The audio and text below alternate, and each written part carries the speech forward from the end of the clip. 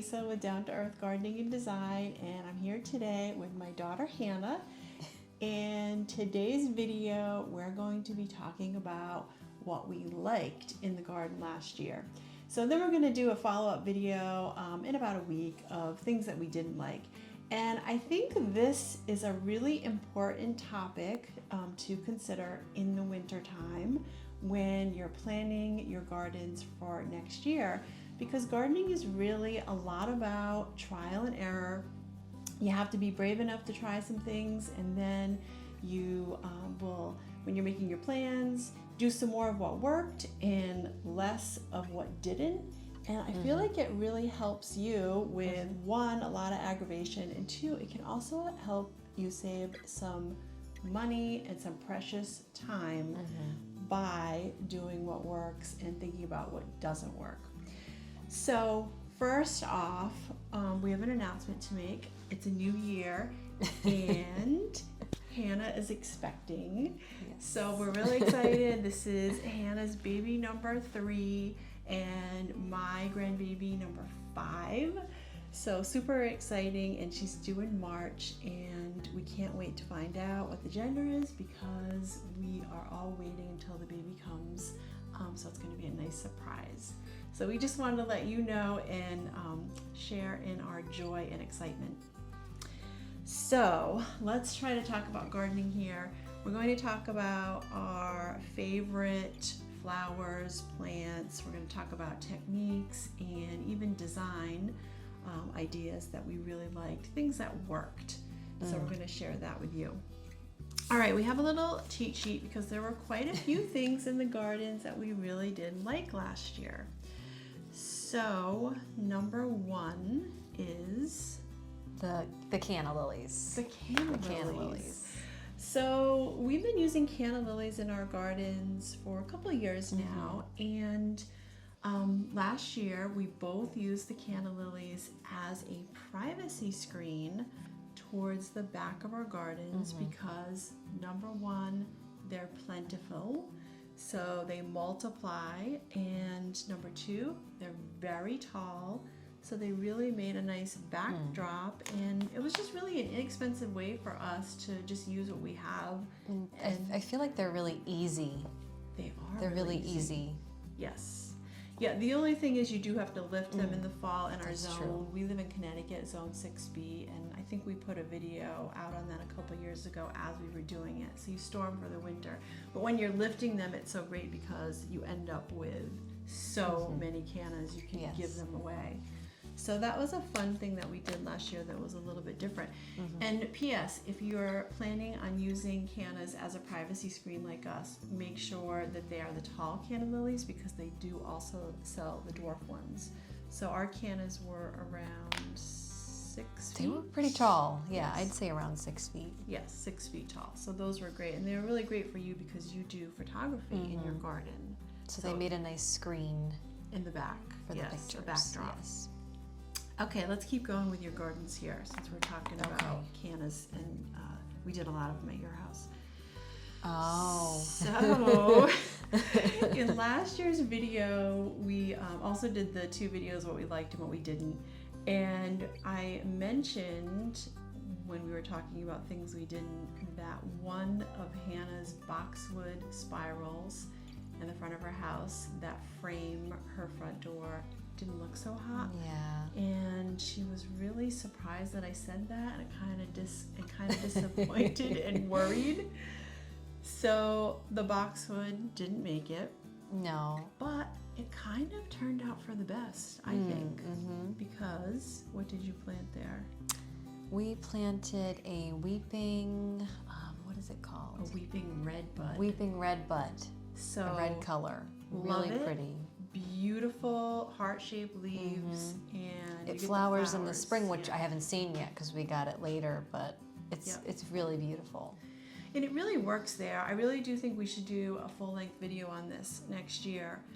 It works there because we did have the matching spirals, and what we were talking about is it's really hard when you have that symmetry in your shrubs that frame something, because if you have to replace one, it's impossible to get them to match.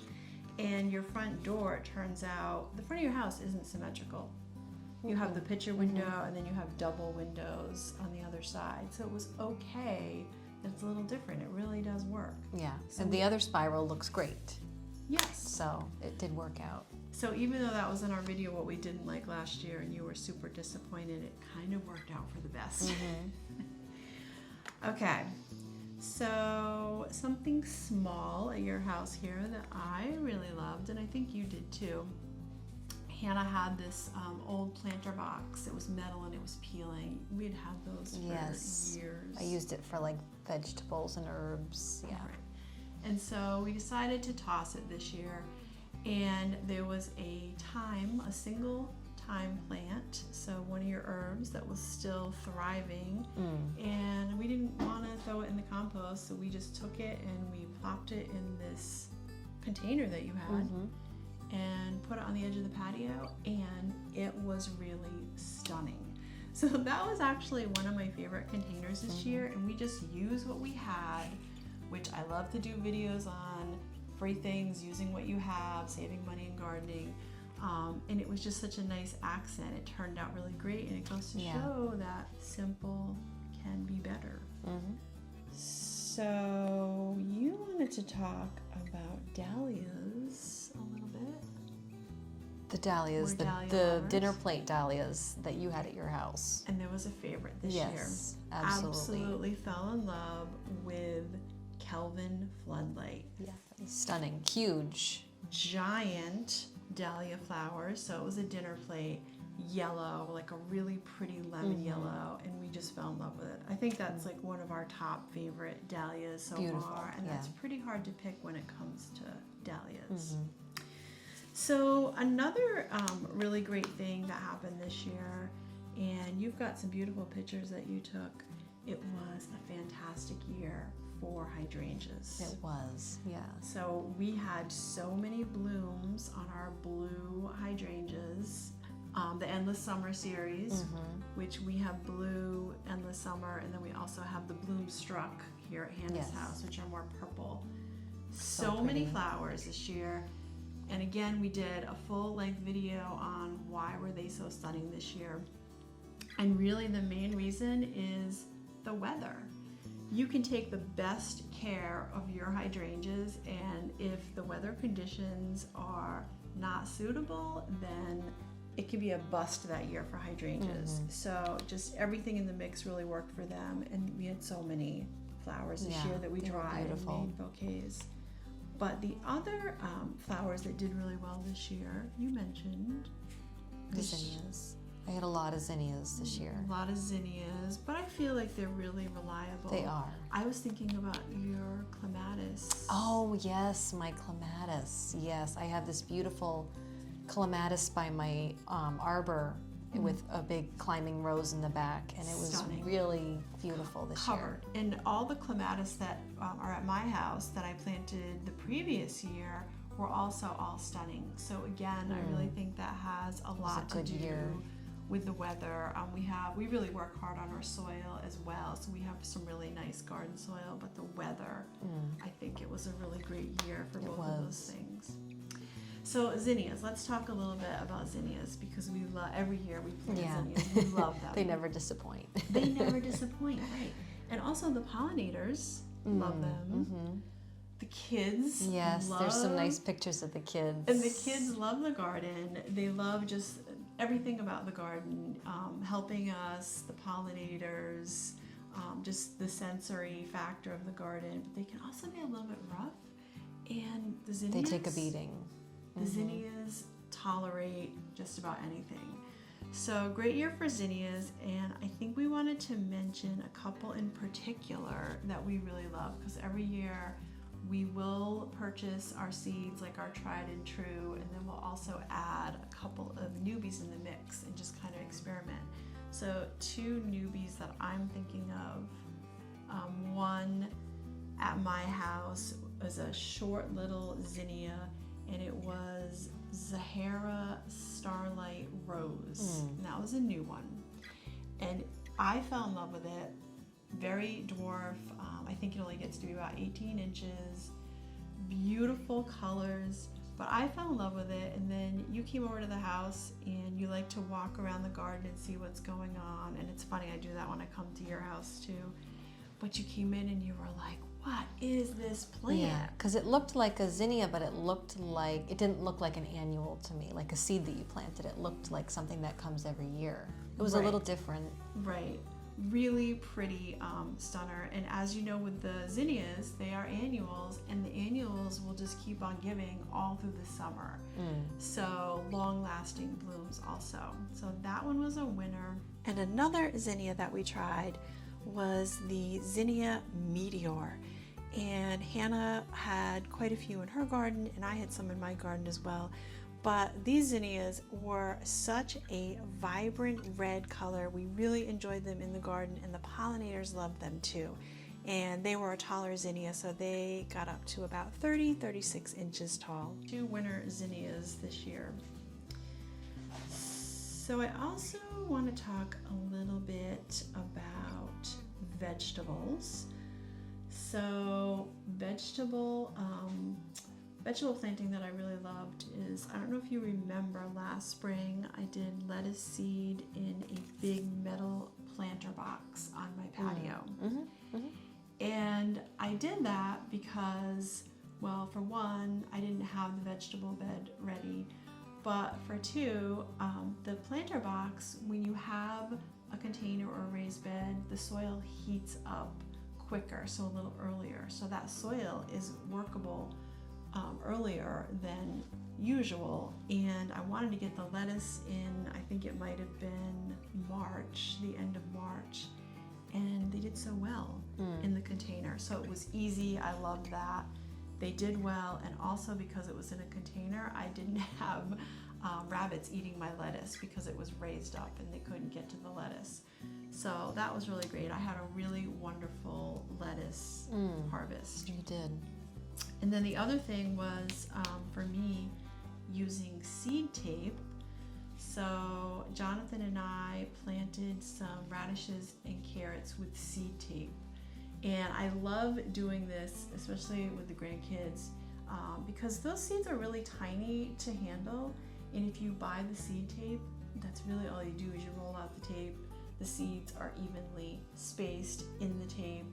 The tape decomposes in the garden after you plant it, and voila, you have evenly spaced radishes or carrots. So really love that. So I want to go back to flowers for a minute because I see on my note I have another thing that I really loved, and I feel a little bad about this because it has to do with an allium that I really gave a bad rap to when I did an allium video last summer. And it was my Silver Springs allium. I didn't love it. It was kind of a white silvery flower, and I guess for me being a purple lover, I expect, you know, the big allium purple blooms. So when it flowered, I just wasn't really wowed, but after it flowered, I left the spent blooms in the garden, and I have a little clip for you to show you how stunning the spent blooms were in the garden. And because they were spent blooms, I had that allium as some interest, super interesting for a while, very long lasting. So I really got a lot of mileage out of that allium because it flowered, and then I left the spent blooms in the garden, and it was really beautiful. Things that reseeded themselves, free plants. So who doesn't love free plants? So this means these are things that we didn't plant by seed, that just popped up in our garden, and we enjoyed them for free.